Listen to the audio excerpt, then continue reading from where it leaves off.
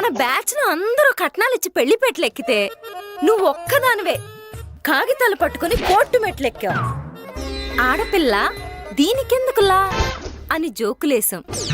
కానీ ఇవాళ నీ వల్ల మా మీద మాకే జాలి కలిగేలా అవుతామని అస్సలు అనుకోలా.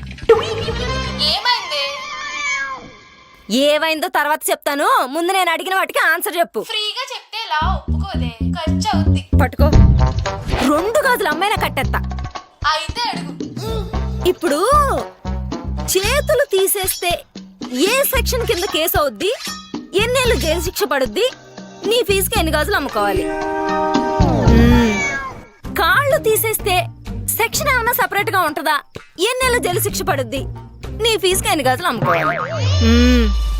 ఒకవేళ 2 కలిపి తీసేస్తే సెక్షన్ లో ఏమైనా కన్సెషన్ ఉంటదా, జాలిపడి జైలు శిక్ష ఏమైనా తగ్గిస్తారా, నీ ఫీజుకి ఇచ్చే గాజుల్లో 1 జత గాజులు డిస్కౌంట్ అన్న ఇస్తావా? ఈ అన్ని మంతా అయ్యే ముచ్చట కాదు గాని మర్డర్కి ఎంత అవుతుందో అడుగు. గాజులు కొట్టడుగుతే జైలుకెళ్లే ముందు కొట్టేసి ఇచ్చేద్దాం. మహా అంటే 1 సంవత్సరం శిక్ష ఎక్స్ట్రా పడుతుంది. లాస్ట్ ఎపిసోడ్ కి నీ బుర్ర కరెక్ట్ లాజిక్ పట్టుకుంది. Good, thanks. ఇవన్నీ కాదు గాని మర్డర్కి ఎన్నేళ్ళ జైలు శిక్ష పడిద్ది, క్రమశిక్షణతో ఉంటే త్వరగా వదిలేస్తారా, నీ ఫీజుకి ఎన్ని డజన్లు గాజులు కావాలి? అదంతా కాదు గాని ఇంత బంగారం ఎక్కడదే? మీ ఆయన కొన్నాడా? మీ ఆయన చాలా మంచోడే.